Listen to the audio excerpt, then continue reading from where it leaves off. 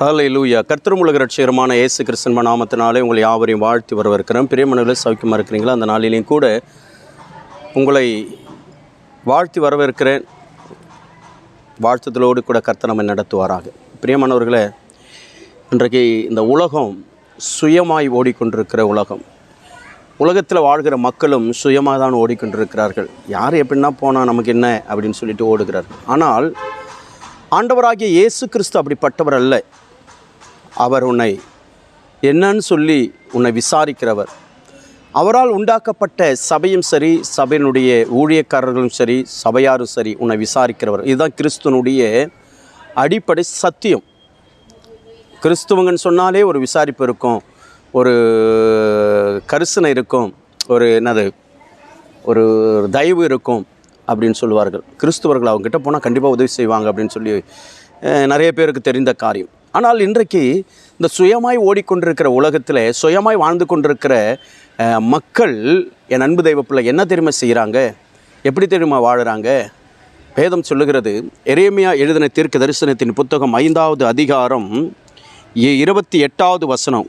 கொழுத்து சலுக்கு பண்ணுகிறார்கள், துன்மார்க்கருடைய செயல்களை கண்டியாமல் விடுகிறார்கள், திக்கற்றவனுடைய வழக்கை விசாரியாமல் தாங்கள் மாத்திரம் வாழ்கிறார்கள், எளியவர்கள் நியாயத்தை தீரார்கள். பாருங்கள், இந்த சுயமாக வாழறவன் எப்படி இருக்கிறான்? துன்மார்க்கம் செய்ய தப்பெல்லாம் கேட்க மாட்டான். ஆனால் எவனா இழிச்சமாயன், ஏழை, கோழை அப்படி இருக்கிறவங்ககிட்ட போயிட்டு தான் மோதுவான். துன்மார்க்கம் செய்கிற காரியத்தெல்லாம் போய் தட்டி கேட்க மாட்டான். அதே போல் மற்றவங்கள் துக்கித்து வாழும்பொழுது, திக்கற்ற நிலைமையில் வாழும்போது அவங்கள போய் விசாரிக்கவும் மாட்டான். பக்கத்து வீட்டில் பட்டினியாக கிடந்து அவங்க செத்து நார்னா கூட என்னான்னு போய் கேட்கவும் மாட்டான். அல்லேலூயா. இதுதான் சுயமான வாழ்க்கை, சுயநலமான ஒரு வாழ்க்கை. இப்படிப்பட்ட வாழ்க்கை இன்றைக்கு என் அன்பு தேவ பிள்ளையே உலகத்தில் ஜனங்கள் நிறைய பேர் வாழ்ந்துக்கிட்டு இருக்கிறாங்க. ஆகையால் இன்றைக்கு ஆண்டவர் சொல்கிறாரு, இப்படிப்பட்ட நிலைமையில் இருக்கிற நீ, அல்லேலூயா, இன்றைக்கு என்னை நோக்கி நீ பார்ப்பாயானால், என்னிடத்தில் நீ வருவாயானால் உன்னை திக்கற்றவனாய் விடேன் என்று சொல்லி கர்த்தர் சொல்லுகிறார். அல்லேலூயா.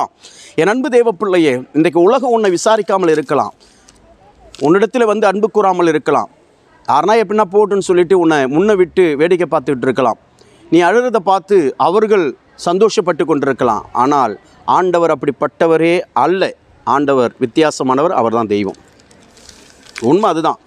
ஏன்னா எரேமியா 30:17 சொல்லுது, அவர்கள் உன்னை விசாரிப்பட்டு சீயோன் என்று சொல்லி உனக்கு தள்ளுண்டவள் என்று பெயரிட்டபடியால் நான் உனக்கு ஆரோக்கியம் வரப்பண்ணி உன் காயங்களை ஆற்றுவேன் என்று கர்த்தர் சொல்லுகிறார். அல்லேலூயா. உன் காயங்களை நான் ஆற்றுவேன் என்று சொல்லி கர்த்தர் சொல்லுகிறார். ஆகையால் யார் உன்னை விசாரிக்காமல் போனால் என்ன? அவங்களால என்ன லாபம்? என்ன விசாரிப்பாங்க? நீ அழகிற நேரத்தில் அழகான்னு சொல்லுவாங்க, உன் கண்ணீரை தொடச்சி விடுவாங்க. ஆனால் உன் கண்ணீருக்கு பதிலை கொடுக்க முடியுமா? கொடுக்க முடியாது. அதை கொடுக்குற ஒரு இயேசு கிறிஸ்து மாத்திரம்தான். ஆகையால் உன்னை விசாரிப்பட்ட நிலைமையிலே இந்த உலகம் வைத்திருந்தாலும் உன்னை விசாரிக்கிற இயேசு உன் கூட பேசி கொண்டிருக்கிறார். நீ தள்ளுண்டவள் அல்ல, நீ கைவிடப்பட்டவள் அல்ல, நீ கடங்காரி அல்ல, நீ வியாதியஸ்தன் அல்ல, நீ புறம்பாய் தள்ளப்பட்டவன் அல்ல, பிறரால் வெறுக்கப்பட்டவன் அல்ல. இயேசு கிறிஸ்துவால் நேசிக்கப்படுகிற மகள் நீ. உன்னை கர்த்தர் இயேசு நேசிக்கிறார். அல்லேலூயா.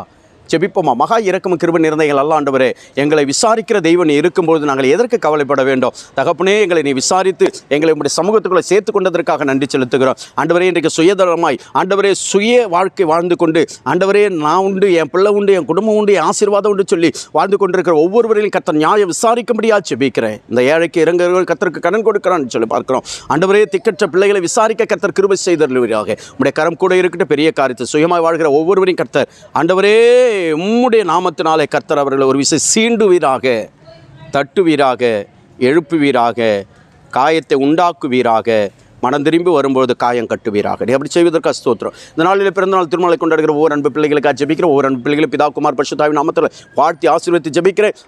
ஒரு ஊழியர்களுக்காக, சபை மக்களுக்காக ஜெபிக்கிறேன். கர்த்தர் ஒவ்வொருவரையும் கர்த்தர் நீங்கள் உடைய சட்டை நீல மூடி மறைத்து ஆசீர்வதித்து உயர்த்தும். இயேசு நாமத்தில் ஜெபிக்கிறேன் நல்ல பிதாவே, ஆமென். அல்லேலூயா. கர்த்தர் நம்மை ஆசீர்வதிப்பாராக. ஆமென். கர்த்தருடைய நாமத்துக்கு ஸ்தோத்திரம்.